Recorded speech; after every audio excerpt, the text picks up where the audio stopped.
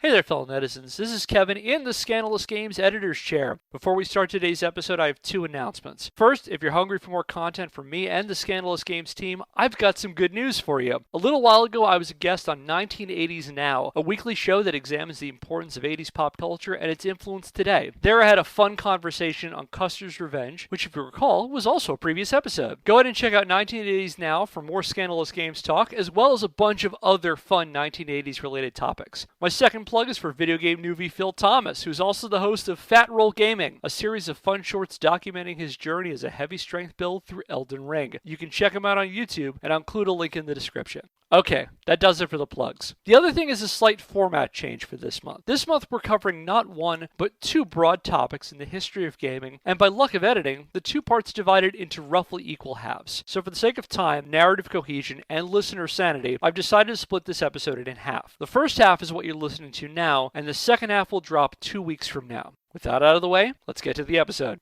This is clearly going to be the last episode of Kevin's podcast, as we're going to get canceled.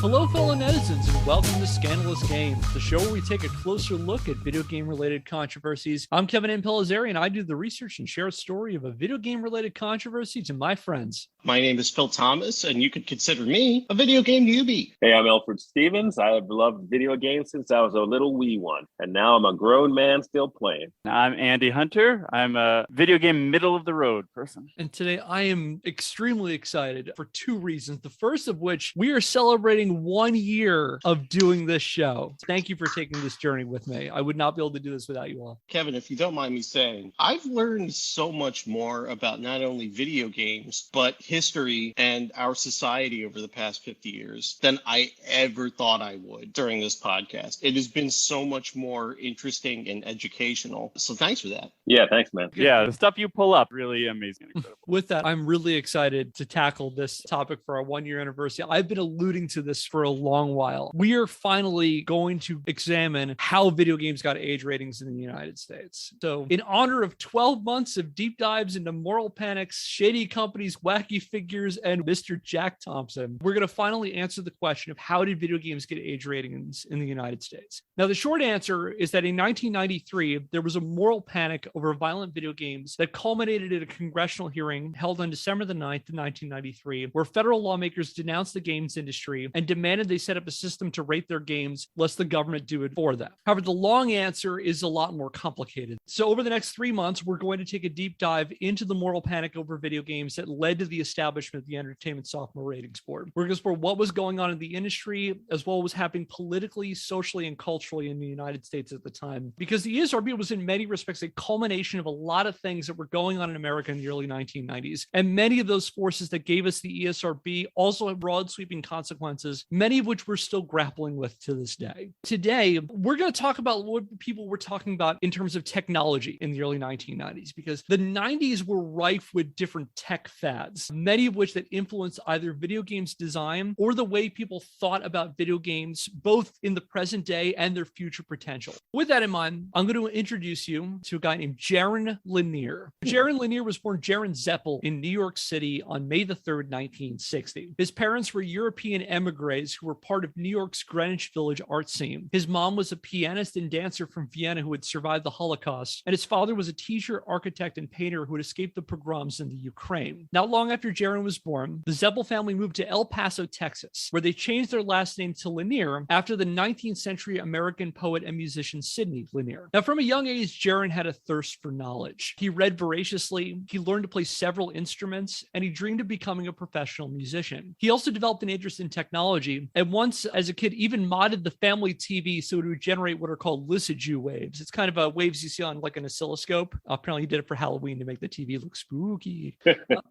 Growing up, Jaron received a very non-traditional education. He dropped out of high school after his freshman year and took a couple of college classes here and there, reportedly paying his tuition by selling milk and cheese from goats he was breeding. Interesting. Yeah, he's a fascinating guy. By the early 1980s, he found himself in Silicon Valley, where he briefly worked in the games industry, briefly working as a game music composer. He even spent some time working at Atari's Sunnyvale Research Laboratory. He even designed his own game, a game called Moondust, which is a really trippy music-based game that was released in 1983 for the Commodore 64, where the player moved joysticks to pilot ships that created lines, colors, and music in rhythm to their inputs. I'll show you what it looks like. You know, it's actually a pretty cool concept. When you describe the game, I was thinking of it in today's graphical standards, which actually there are things that now do that. May have been ahead of its time. I agree. I think this is aesthetically pleasing even today. In 1984, while attending an electronic music concert at Stanford, Jerry met a fellow music and tech nerd named Thomas Zimmerman. Another former New Yorker and Atari employee, Zimmerman was also interested in the intersections between music and computers. In 1982, he filed a patent for a system of optical sensors that he integrated into a glove. He thought it would offer a fun, innovative way to create computer-generated music. For example, moving your hand as though you're strumming a guitar and having it translate the sound on the computer. And Zimmerman initially approached Atari to bring his glove to market,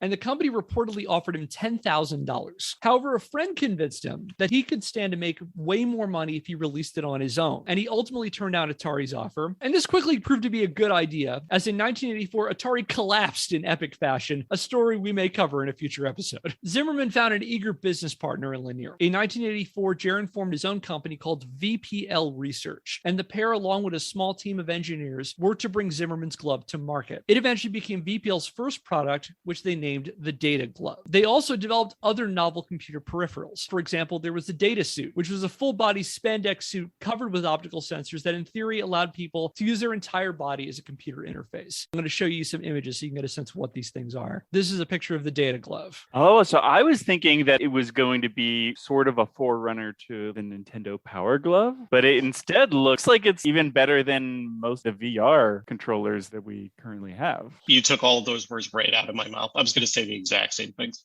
Hold on to that about the Power Glove. We're going to go back to that in a second. So that's the Data Glove. You can get a sense of what the Data Suit looks like. It's like a big old wetsuit with optical sensors on it. Now, Kevin, I know you showed us the Data Glove and the Data Suit. Can you take us through what their design was for the Data Codpiece? Oh, there is motion controls aplenty on that. Yeah, I think for the Data Codpiece, it was less about measuring your data input into it, and they were really focused more on outputting sensory information from the computer into the Data Codpiece. You know what the technical problem was they ran into when validating that? Buffer overflow. Oh, I was thinking maybe insufficient RAM. Oh, I see what you did there. Anyway, this is clearly going to be the last episode of Kevin's podcast as we're going to get canceled.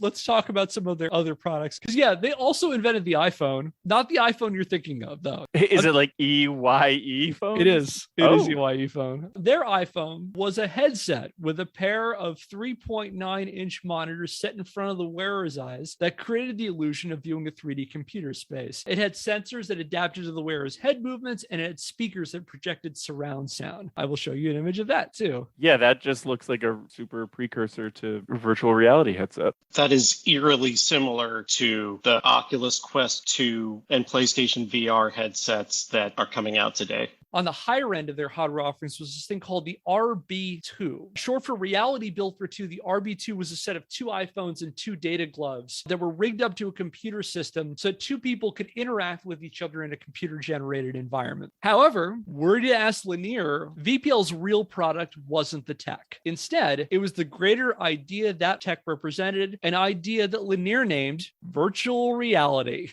Oh, he came up with... I always assumed that came from like a cyberpunk novel or something. Whoa, he's the guy. So the thing is that he's reportedly the first person who calls it that. So the goal was to give kind of the history of VR, and then later you'll be going into how this VR stuff led to the ESRB. Yeah, there's some foundation we need to cover to understand why people get so concerned about what video games are doing in 1993. And a big part of it is what people are thinking about VR at the time. And like, what does it mean in the future if we're going to have these new fully immersive experiences? What's that going to mean for, sex and violence in games? Conceptually, virtual reality was around long before it had a name. For example, in 1965, a Harvard electrical engineering professor named Ivan Sutherland presented a paper titled The Ultimate Display, in which which he proposed new interfaces for computers that could eventually create artificial worlds that were indistinguishable from reality. As he explained, and I want to point this out again, this is in 1965, this guy is saying this, quote, "The ultimate display would, of course, be a room within which the computer can control the existence of matter. A chair displayed in such a room would be good enough to sit in. Handcuffs displayed in such a room would be confining. And a bullet displayed in such a room would be fatal. With appropriate programming, such a display could literally be the wonderland into which Alice walked," end quote. Now, why someone would want a Matrix-style world where you could actually die, I don't know. But you can see a lot of the seeds of what became some of the promises of virtual reality that we're grappling with even today. Also sounds like, that person was envisioning like the holodeck, really, which we're still, according to Star Trek, centuries away from. Kevin, what I think is interesting about this in the context of the podcast is that when you introduce main characters in the stories that we learn about, these are usually people who are ambitious, probably have some emotional issues, but above all else are kind of in over their head in terms of understanding the landscape of video games and the context with which they're in. This is one of the first people we've talked about who there's a fair amount of sophistication behind the work that they do. And there's a great body of knowledge behind an idea. This is a person who probably understands a fair amount of what they're talking about. Yeah, it's impressively forward thinking. And what I think is really cool about this kind of stuff is the amount of time people have been talking about this. So in 1968, Sutherland developed what we would recognize as a VR headset, which he named the Sword of Damocles. It was a headset which was probably named because it was so cumbersome that it was actually rigged up into the ceiling. As far as I know, the Sword of Damocles didn't go terribly far, but during the 70s and 80s, Sutherland did leverage his experience with him into developing flight simulations for the Department of Defense. And in fact, the first practical applications of VR were usually in the military, primarily with simulations. For example, around the same time, a guy named Thomas Furness in the 1980s developed a training headset that they used over at the Wright-Patterson Air Force Base in Dayton, Ohio, which was called the Visually Coupled Airborne Simulator, or VCAS. In fact, going back to VPL research, Lanier's company achieved early success through the U.S. government. In 1986, the company entered a deal with NASA to supply the Ames Research Center with iPhones and data gloves that NASA would then use to simulate deep space missions. VPL also eventually worked with the likes of the MIT Media Lab, Stanford University, Boeing, Matsushita, and IBM.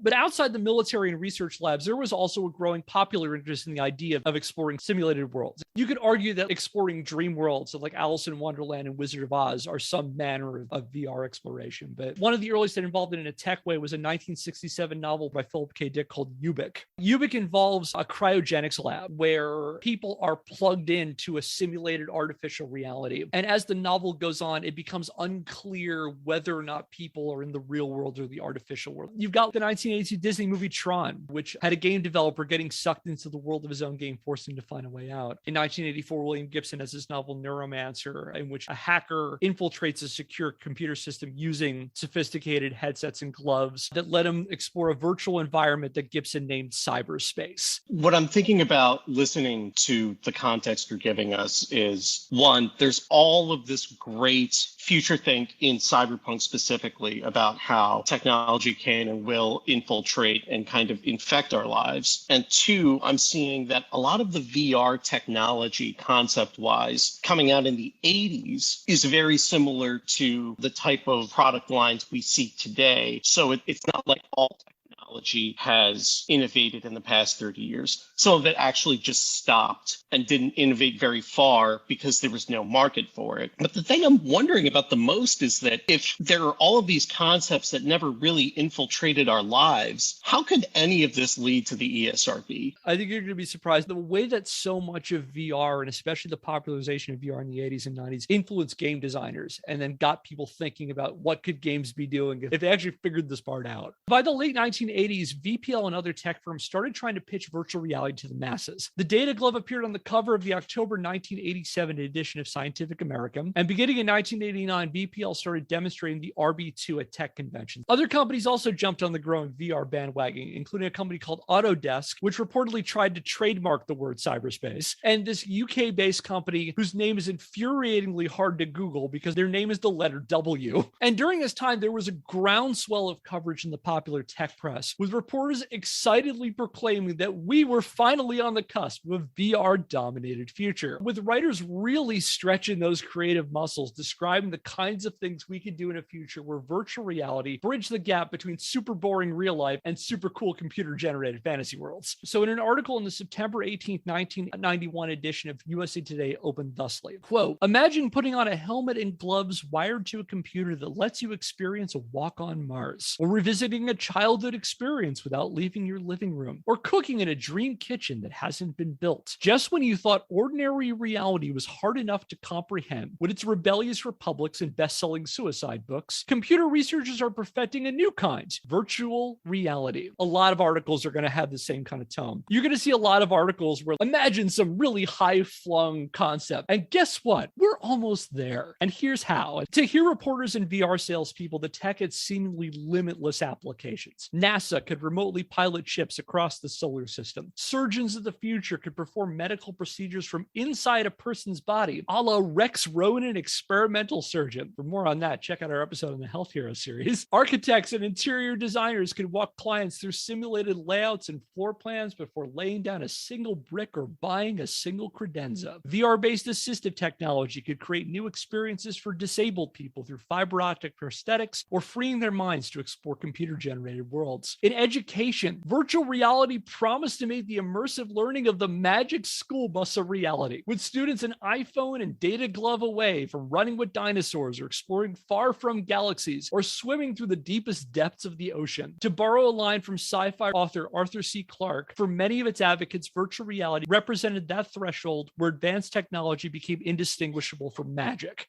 And Jaron Lanier quickly emerged as the de facto head of the VR craze. It really helped that he was charismatic, and reporters loved talking to him. He was always great for a soundbite, often singing the praises of VR in far-flung utopian terms with just a hint of 1970s new wave spiritualism. Jaron described a world in which VR reshaped the very foundations of human interaction, elevating people to higher levels of communication and expression. For example, as he explained to a Chicago Tribune reporter in 1990, quote, virtual reality is a technology that makes imagination real. I can make up some crazy world, and other people can go inside it. You can reach into imaginary worlds and pick up imaginary objects. You can program and compose the world as you want it to be, teach the world to be, end quote. Or in another declaration that reads a lot differently now than it did when he said it in 1990, quote, in virtual reality, you don't just play Pac-Man, you are Pac-Man. In virtual reality, you don't just visit Epcot Center, Epcot Center comes to you. In virtual reality, every person is an astronaut, every person is Donald Trump, every person is Top Gun, end quote. Yeah, you know, I mean, my favorite character from the movie Top Gun is Top Gun himself.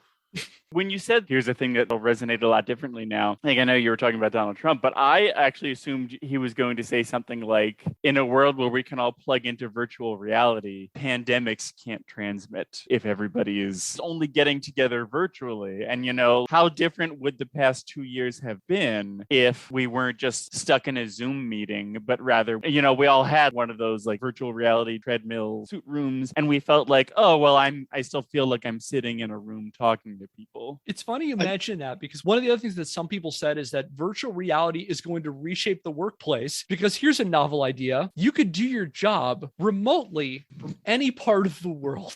What? I'm reading this stuff and like, God, he called work from home in 1990.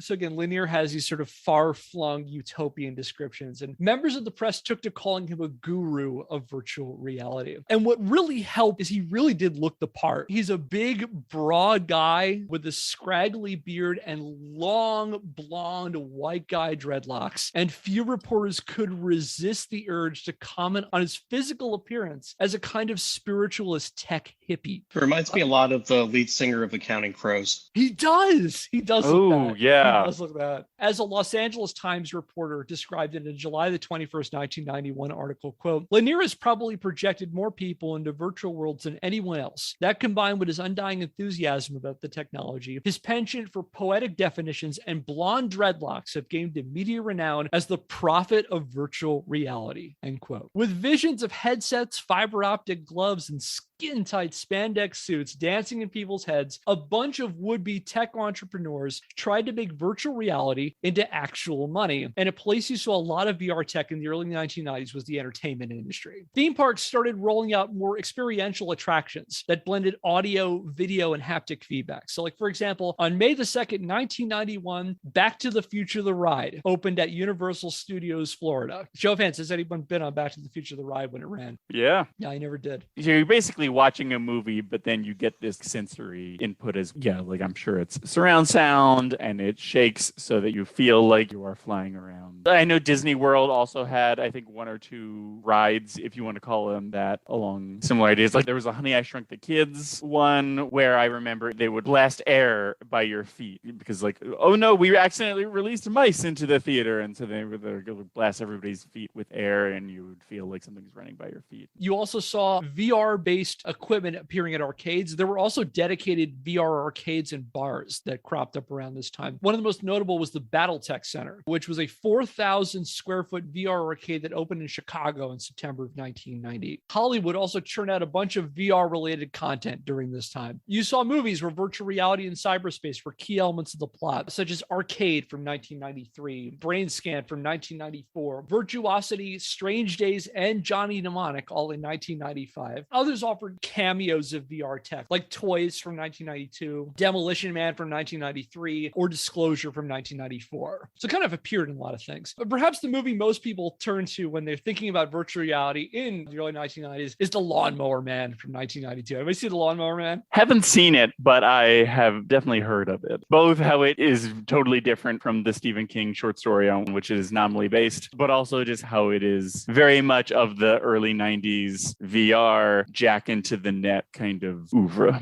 Yeah, I'm in a similar position to Andy. I haven't seen it, but so many people I know reference it that I've probably told people in conversations that, yes, I've totally seen that movie and it's amazing. So if you wouldn't mind filling the gap for me as to what it's about, that would be great. All right, I'll give you the short version. So based only in name on a Stephen King short story, The Lawnmower Man told the story of an engineer played by Pierce Brosnan who, through the power of data suits and iPhones, turns a simple-minded gardener into a VR-powered god who becomes super intelligent and he gets like powers in cyberspace and things like that. It's a weird movie. As a side note, if you do watch it, there are 2 versions of The Lawnmower Man out there. It behooves you to watch the extended cut, if for no other reason than there is a cyborg chimpanzee who has a shootout with police. VR also invaded the small screen. And when you think of virtual reality, chances are your go-to example is going to be one we've already mentioned, the Holodeck. The Holodeck from Star Trek Next Generation, it appeared in the pilot, but it had its first feature episode in the series in an episode called The Big Goodbye, which aired on January the 9th, 1988. And the idea is that several members of the Enterprise crew go into the simulation's like a 1950s detective thriller, and they get stuck in there. And the various gangsters who are in there start trying to make their way out into the real world outside of the Holodeck. But as in film, VR ideas were all over the place on TV. As a kid who grew up during this time, you saw it a lot in kids shows, cyberspace elements or VR, things like Captain N the Game Master, Reboot, Superhuman Samurai Cyber Squad, and a little later in the decade, The Real Adventures of Johnny Quest, all having some element of cyberspace or VR, or someone getting sucked into a virtual world. Have you ever read the novel Red Dwarf? The novel Red Dwarf? No. Yeah, it's the novel that the TV show is based on. So the first novel is Red Dwarf. The second novel is Better Than Life. So there's a VR game that they can play on the ship to pass the time. It's called Better Than Life. And one of the things that happens, the way the first novel ends, is that the human or humanoid parts of the crew get stuck in the game Better Than Life, and they don't realize that they're in the game. And the robot has to keep everyone's bodies alive and try to figure out some way to get them out of the game before they all starve to death. Hold on to that, because that kind of theme is really prevalent in these things. I feel people being stuck in VR. It also appeared in grown-up TV too. Among the more noteworthy adult-oriented shows, there was this 5-part TV miniseries called Wild Palms that aired on ABC from May 16th to the 20th, 1993. There was also a really short-lived Fox show called VR5, which ran for a little less than a dozen episodes in 1995. And I promised we would bring in something that connects us to the ESRB. Another industry looking to capitalize on the VR craze was video games. In some respects, they were already halfway there on account of the fact that their entire business is immersing people in digital worlds. And so it wasn't uncommon for observers at the time to make comparisons between the promises of virtual reality and what was already going on in video games. And as a result, during this time, you saw a bunch of game companies put out, let's say, creative peripherals. A bunch of these come out for the NES. So for example, you had the U-Force, which was released by Broderbund in 1989. So the U-Force was a hands-free controller that was like a foldable tabletop device rigged with a couple of infrared sensors. And in theory, it allowed you to play NES games by waving your hands. So think like a really crude Kinect. In 1990, Konami put out the Laser Scope. The Laser Scope was a headset with headphones and a microphone. And the idea of this was a hands-free controller that you would use in shooting games, with the idea that you could fire weapons in the game by just saying like fire or shoot into this little microphone. Although in practice, there was nothing stopping you from gunning your way through Duck Hunt by letting out a stream of obscenities. It couldn't tell the difference between words. It just identified sounds. And then probably the most famous of these, I promise we would go back to this, Andy, the Power Glove. So the Power Glove was developed by Abrams Gentili Entertainment and released in 1989 by Mattel. It was effectively a motion-controlled glove where hand and finger movements translate into actions in the game. The idea was that you put these sensors around your television set, you entered in a specialized code on the keypad that was rigged onto the side of the Power Glove, and it would sync up to various actions in different types of games. So like one you often saw was that you could theoretically play Mike Tyson's Punch-Out by actually swinging your fist. It also got a lot of airtime in that 90-minute Nintendo commercial disguised as a Fred Savage movie, The Wizard. Yeah, we'll keep your power gloves off of us, okay? And if all that sounds like the Data Glove, it's because AGE licensed the tech from VPL. Oh. And oftentimes in the press, VPL's representatives like Jaron Lanier would say, this is how we're breaking into the consumer market. Check out the Power Glove as an example of that. And the Power Glove was arguably the first VR technology that was widely accessible to a mass public. And while the NES had a bunch of these, there were also VR-based peripherals made for other systems. For example, in December of 1993, Sega put out the Activator. The Activator was supposed to be enhancement for fighting games. The peripheral was effectively a set of infrared sensors that you arranged in an octagon on the ground. And you stood inside the octagon, and each sensor was supposed to project infrared, and you were supposed to be able to break infrared beams by moving your arms and legs. And the idea was that you could play fighting games by punching and kicking. They marketed for games like Streets of Rage 2, Eternal Champions, Mortal Kombat. There was also a company called Aura, released a peripheral called the Interactor. Now, this was actually good for a number of different systems. The Interactor was a haptic vest you wore, basically a subwoofer you put on your back. And the idea was that it hooked up to the sound of a game. And when sound happened in the game, it would cause the subwoofer to vibrate. So in theory, the idea was that like you could play a fighting game and actually feel the punches and kicks on you. It's basically a full body rumble pack. And of course, you can't talk about the VR craze in the early 1990s without mentioning the red plastic stepchild of the Nintendo library, the Virtual Boy. Released in 1995, the Virtual Boy was a huge, air quotes, portable virtual reality system consisting of an iPhone-esque headset rigged onto a tripod and attached to a controller. Now, in reality, aside from its appearance, there's nothing VR about this. The Virtual Boy was basically a set of two small screens that were projected right in front of the user's eyes. And the idea was to give the illusion of depth. Think of it like a viewfinder, or as an old bit of technology. It's basically like a souped up stereoscope, where it's just basically to give the illusion of 3D images in front of you. It achieves that by blasting a shit ton of red light directly into people's eyes. And Sega was also apparently working on a VR headset for the Genesis, but it ended up not going very far for reasons we'll probably understand in a minute. Now, has anybody used any of these equipment? Power Gloves, the Virtual Boy, the Activator? I have not used any of them. I've seen so many YouTubers attempt to use them. There's a podcast called Get Played where they recently used the Virtual Boy, and they were just talking about how like it's a curiosity, but yeah, the red is just so ugly. It's very understandable why it would give you a headache. Also, it gets really hot after a while, so it's just like is physically uncomfortable to be using. But yeah, I've never had the opportunity to use any of them myself. As folks like Lanier sang the praises of virtual reality and game companies tried to rig us all with power gloves and interactors and what all else to get us ready for a cyberspace-dominated future that they assured us was around the corner, others viewed VR's implications as anxiety. And this is going to be important later for when we talk about video games when they have their day in Congress and we get into the ratings, because this is where a lot of the concerns start to hinge on. One big concern was a fear that as simulated worlds became realistic and compelling, people would start losing themselves in them, either becoming unable to tell the difference between VR and the real thing, or completely detaching from reality. As a 1996 article in Psychology Today contemplated, quote, "What happens when we voluntarily step into an alluring machine-made alternate reality and surrender contact with the real world? How will we deal with users who won't or can't return to their average lives? Will there be a new class of schizophrenics who are simply jacked in forever?" End quote. And, even though these technologies may seem like they were bad ideas and somewhat deprecated, those are contemporary issues. People do die at video game cafes. They do die and go into kidney failure because they haven't stopped playing for however many continuous days at a time. So even though it may not be precipitated by not being able to distinguish from these two things, it was precipitated by people willingly not wanting to. We're also living in the age where some people do stay constantly disconnected from the reality in their present now. And we don't even have virtual reality. Now we have social media and other forms with our handhelds that keep us connected all the time and very much disconnected from reality. So I think these concerns are wise because there might be a day, even in our lifetime, where they actually create really good VR technology in terms of allowing us to experience this. I mean, I would go a step further, like the fear being really good virtual reality technology. People will seek this out whether the technology is good or not. I think that's the takeaway. People are looking for that type of escapism. And if the technology is good enough, we've got a problem. Yeah, or also to Alfred's point of bringing up social media or really anything just on your phone that is a distraction for you, just makes me think that if we're going to seriously consider regulating computer games or virtual reality, we should maybe think about just regulating anything that'll just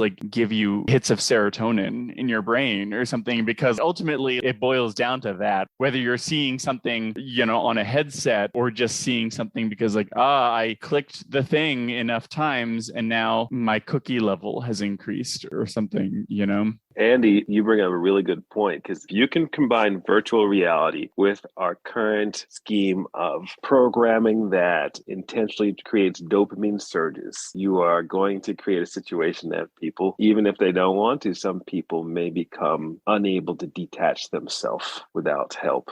Yeah, it's not an unfounded fear. And you think about the way people are talking about social media now or internet addiction. People were talking about this with VR too and thinking about, are people just going to completely unplug from everything that's going on around? And you saw a lot of that in popular media about it. So many of the themes that VR addressed in TV and movies was that the people are either trapped in these worlds and had to find a way out, like Tron, like Captain and the Game Master, like Arcade, or the simulation tries to reach its way into the real world. There's this movie from 1995 called Virtuosity, which involves cops train by catching a virtual serial killer in a simulated world, and that virtual serial killer makes their way into the real world and they have to try to catch them. So it's a lot about this idea of where is the boundary, even if not physically where the boundary is. In what ways do we understand where reality is? And that synergy between video games and VR made people especially anxious about that, because if you can not just play Pac-Man but be Pac-Man in VR, how far you have ripping a person's spinal cord out like in Mortal Kombat in one of these games, actually physically moving your arms and using a data glove to play Mortal Kombat or whatever. Or how far are we from people actually doing a mass shooting in the real world and thinking that they're playing Doom? That's where the concerns are. It's if people are becoming more and more violent in these worlds, are they going to become more violent in ours? Oh, and speaking of altered states, some critics started connecting VR with drug addiction. These concerns were fueled in part by another notable VR spokesman by the name of Timothy Leary. So Timothy Leary is best known for the psychedelia heavy LSD trip part of the 60s counterculture movement. He was a psychologist. He was a writer. He strongly advocated for people using hallucinogens and psychotropic drugs like LSD. He was involved in a bunch of the experiments that in the 70s. He got a little bit involved in the tech in the 80s. In fact, he did design a couple of games. But by the early 1990s, he was hawking VR. He described virtual reality as offering the potential for new elevated levels of consciousness, or as he once put it, quote, the trip of the 90s without chemicals, end quote. And unsurprisingly, connecting VR with hardcore drug use made a lot of the other VR business people uncomfortable, in part because they feared it would delegitimize their whole enterprise. And there are a whole bunch of articles where it's basically guys like Jaron O'Neill's oh God, Timothy Leary needs to just shut his mouth because he's making it look like all we want to do is get people addicted or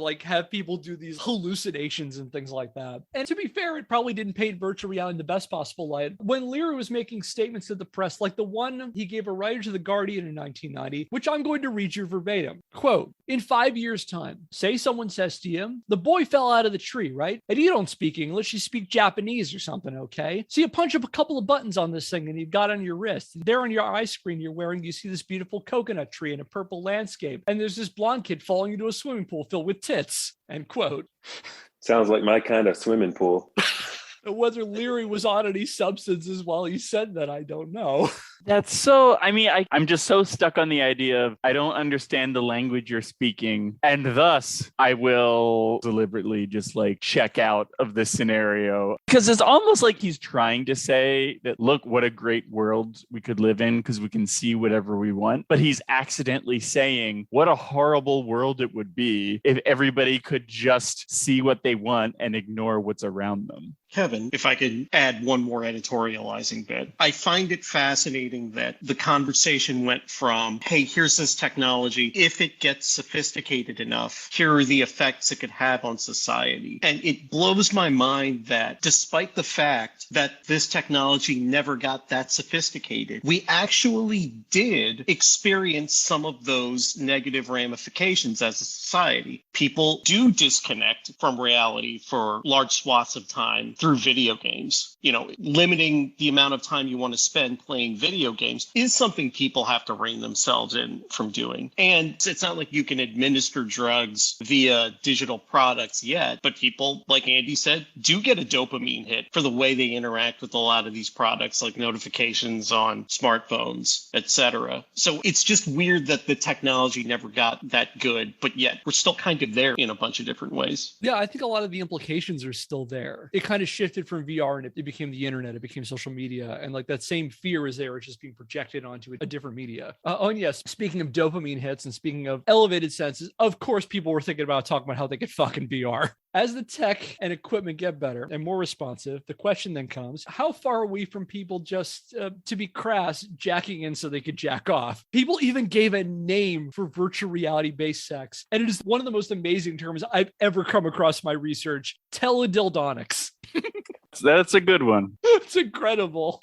I feel that one's not all that catchy. Yeah, I agree with you. It doesn't quite roll off the tongue, but I feel like as like a formal scientific term, I love it. That was the highlight of my research, teledildonics.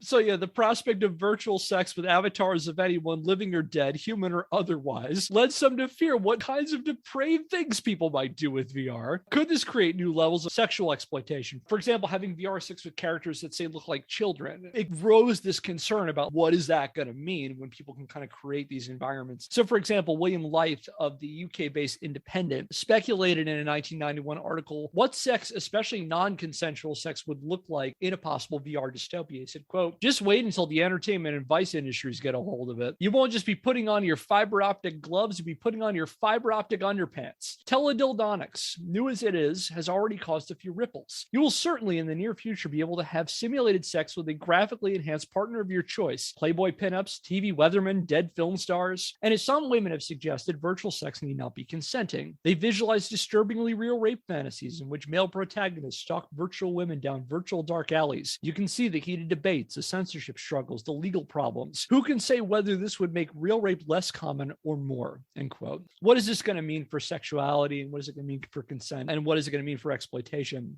So yeah, teledildonics. You might be curious what Lanier thought about all this. When asked about VR sex, Lanier for the most part brushed it off. As he told the Los Angeles Times writer in 1991, he said, quote, a virtual woman or man is going to be a very dull plaything indeed. It's a ridiculous idea, will probably exist only on the level of those blow-up party dolls, end quote. That is an interesting response from him. For somebody who believes so much in the ability to simulate an attractive world, it seems really interesting to say that like, oh, but we'll never get a replacement lover, right? So I wonder if he really believed that, in which case it is a nice credit to what he believes about like humanity. But there's also a cynical take that he's just saying that because like, well, no, I'm trying to make marketable stuff. And to make something broadly consumer friendly, you can't let yourself get pigeonholed to be like, oh no, we're just something for like strange people who like antisocial people who just want to fuck their computer, you know? I think you make a good point, Andy, where it's like the same question about drug trips. We want to try to make this as a broad appeal, and we don't want this to be something that the general public thinks is just like porny weirdos. And you can see his concern about that kind of thing. When you introduced the idea of teledildonics, I immediately thought of the fleshlight. There's a it may not be, you know, the visual aspect of the virtuality, but it definitely is the tactile aspect. There wasn't a lot of talk about rumble and haptic feedback as being available at the time, but you It definitely had people thinking about that. It's like, that was what got some people thinking about teledildonics is like, if the equipment is going to start being able to have some sort of physical tactile feedback, like vibration, then people are going to think about how they can do it for that. I realistically could see your $20,000 teledildonics purchases being used by businesses who are creating teledildonic experiences for people. If you could have a combination of VR glasses with a responsive teledildonic fleshlight, I could see a pretty good business model that could afford these technologies, and maybe that would drive VR forward. As the adult industry goes, so does the rest of technology, Yeah. Although, like, one of the funny things is that I feel like in some ways it would be maybe even easier to design it for anybody who wanted to use something phallic on themselves. So, predominantly women, but the industry instead just looks at, or like every industry in the world, just like, well, no, I mean, men are going to be our customers, right?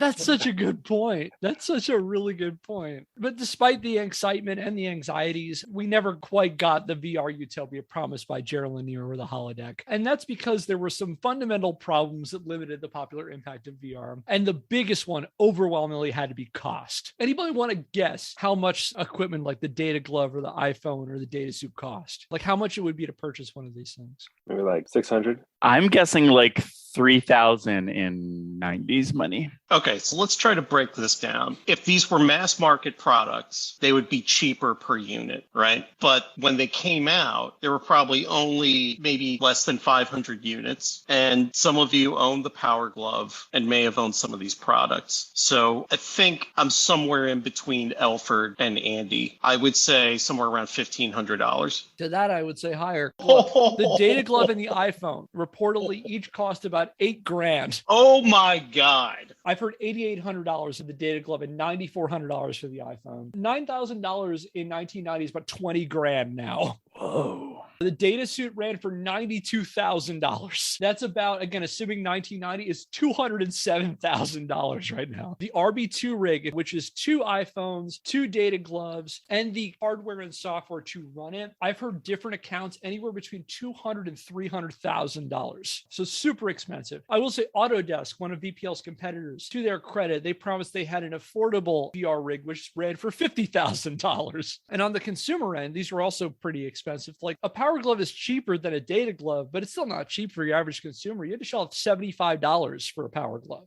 in 1989. The Activator sold for about the same amount, the U for the same amount. So they're expensive. It also doesn't help that they're really heavy and cumbersome. I actually found a review of a VR bar from a January 8th, 1993 edition of the New York Times, which warned that you shouldn't have small kids playing these things because of how heavy they are. The software capabilities is also really limited. And even the most bullish reporter commented that for all the high-flown promises of VR, they were all likely a long way away. Even Lanier acknowledged that VR equipment was not quite where it needed to be to live up to the hype, both the hardware and the software. For example, he explained to a Computer World reporter in June 1994, quote, "Everybody focuses on whether virtual reality hardware is any good, whether the graphics rendering is any good, whether the head-mounted displays are any good. The answer is that they are just sort of at the point of being okay. Most virtual reality software I've seen is very poor. I think it's a great struggle to do it well," end quote. So judging from the public statements of guys like Lanier and Leary and all the rest of these people pushing for this, a lot of VR-based entrepreneurs during this period appear to be operating on a 3-step business model. Step 1, introduce the concept of VR to the masses. Step 2, wait about a decade or so for the tech to catch up. Step 3, profit.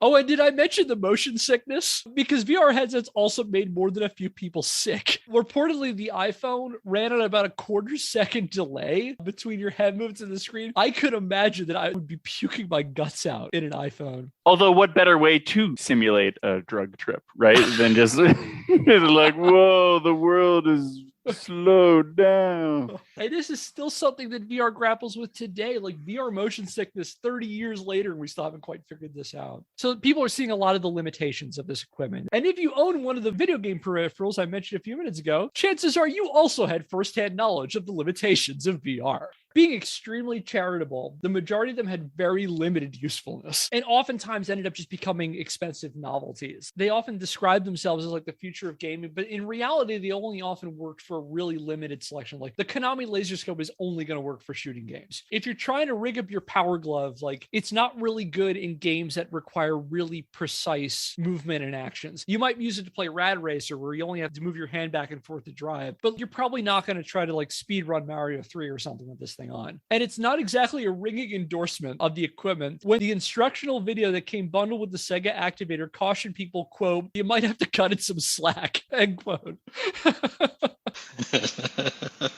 So, Kevin, let me bring it back for a second. I hear all of this feedback about these systems, and I have an Oculus Quest 2. I have some of the exact same problems, right? There's a sword fighting game where, you can wave your arm to simulate slashing a sword. But one, the latency is so bad that it doesn't work. And two, even though the arm movement is something you would do in real life, in order to make contact, you have to press a button. And it's the same way with virtual games like Topgolf. Some of these are body movements and some of them are buttons. And it's a bad mashup of both of them. So you get frustrated because which one are we doing? Are we playing a game where everything is a button press? Or are we doing simulated reality where everything in my body is what I use to convey the data? So I still keep coming back to the fact that this technology in the 80s and 90s didn't get there. We still haven't gotten there today. And yet somehow this stuff created the ESRB. And I still don't know how that could have happened. So I'm still intrigued by that. It seems like this is a thing that comes up over and over again in video game history, is that nothing has quite been as efficient as a video game controller, despite everybody trying. We tried it with VR in the 90s. We tried it with motion control in the 2000s. And like we always end up coming back to something you hold in your hand, the press a button has immediate response on the screen. And it's interesting to see how we keep coming back and forth, how you see different companies try to supplant that and they never do it. This meant that as a technology, virtual reality didn't really get very far. And there was that obsession over VR, like I said, in the early 1990s, but the bubble burst by about the mid 1990s. In fact, one of the first casualties of this was VPL Research, Jaron Lanier's company. He had some kind of falling out with VPL in 1992, and he leaves the company, and they folded about a year later. Although he himself remained an advocate of VR for years after this. By the mid 1990s, the fervor over virtual reality as a business had largely died down, replaced by the next flavor of the month tech fad. Now, I got to read this one out because I've only seen it written down. I believe it's pronounced intranet.